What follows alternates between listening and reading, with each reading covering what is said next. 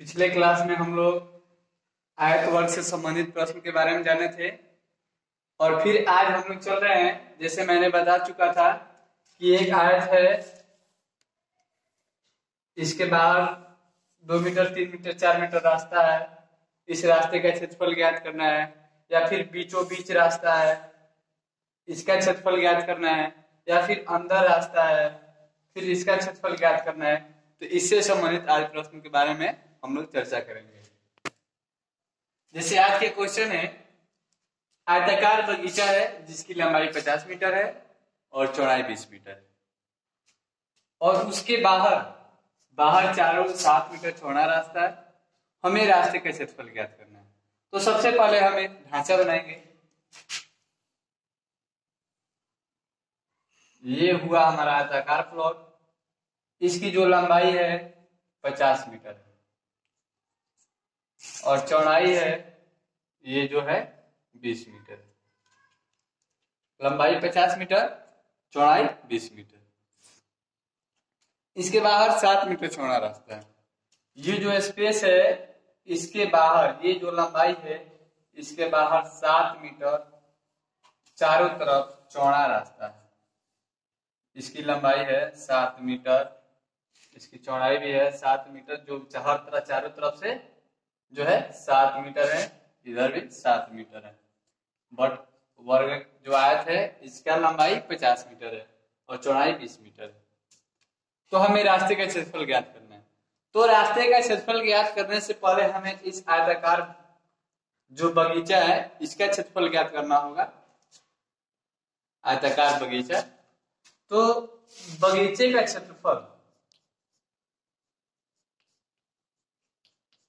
बगीचे का क्षेत्रफल इक्वल टू लंबाई गुना चौड़ाई। लंबाई कितनी है 50 मीटर और चौड़ाई 20 मीटर। मीटर 50 दूनी 100 यानी 1000 मीटर स्क्वायर। अब मीटर स्क्वायर किससे है? मीटर गुना मीटर बराबर मीटर स्क्वायर। अब हमें इस प्लॉट का क्षेत्रफल पता चल गया। ये जो आयताकार बगीचा है, इसका जो क्षेत्रफल है 1000 मीटर, यानी बगीचे का क्षेत्रफल इक्वल टू 1000 मीटर स्क्वायर। अब हमें रास्ता सहित जो है, अब रास्ता सहित बगीचे की लंबाई और चौड़ाई। तो सबसे पहले बगीचे की लंबाई यानी रास्ते सहित कुल लंबाई, यानी 50 मेरा बगीचा का लंबाई है और 7 मीटर जो है एक साइड चौड़ा रास्ता है, और फिर 7 मीटर एक साइड चौड़ा रास्ता है। इस प्रकार 64 मीटर क्या हो गई? कुल लंबाई हो गई। और कुल चौड़ाई 20 मीटर मेरी पहले से लंबाई है बगीचे की।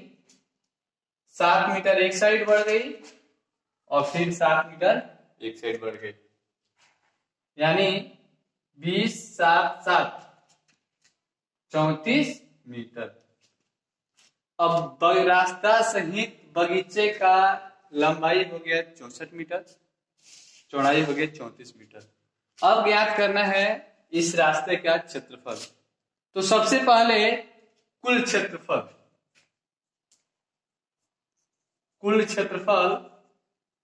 यानी लंबाई गुना चौड़ाई। लंबाई 64 मीटर और चौड़ाई 34 metre equal to 2176 metre square. अब ये कुल क्षेत्रफल हो गया और ये बगीचे का क्षेत्रफल हो गया।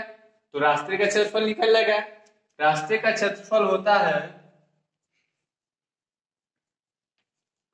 रास्ते का क्षेत्रफल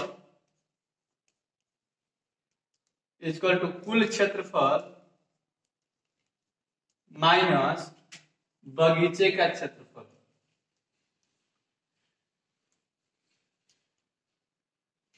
यानी कुल क्षेत्रफल है 2176 मीटर स्क्वायर माइनस बगीचे का क्षेत्रफल है 1000 metre square equal to 1176 metre square.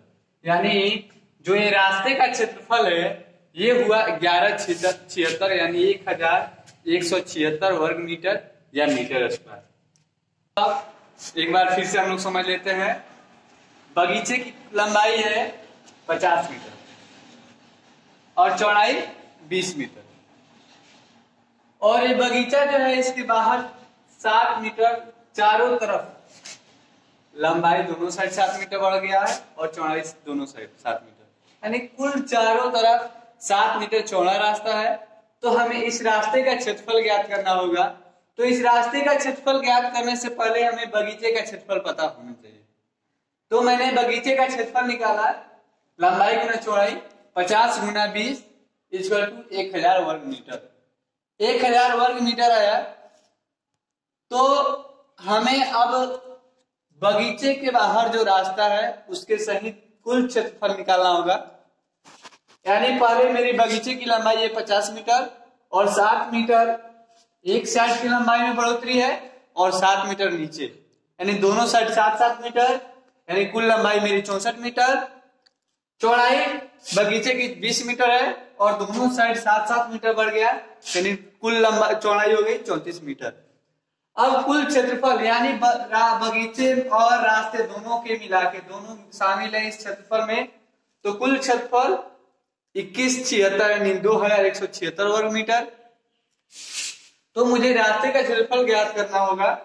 तो कुल क्षेत्रफल जो है 2176 वर्ग मीटर में से जो बगीचे का क्षेत्रफल है 1000 वर्ग मीटर, इसको हम घटा लेंगे। तो ये हमारा जो शेष बच जाएगा वो हमारे इस रास्ते का क्षेत्रफल होगा, यानी इस रास्ते का क्षेत्रफल जो है 1176 वर्ग मीटर। फिर मिलते हैं अगले क्लास में अगले क्वेश्चन के साथ। तब तक इसी क्वेश्चन को बार बार देखिए, समझिए और इसी बेस्ट क्वेश्चन आप बनाना शुरू कीजिए। फिर मिलते हैं अगले क्लास में।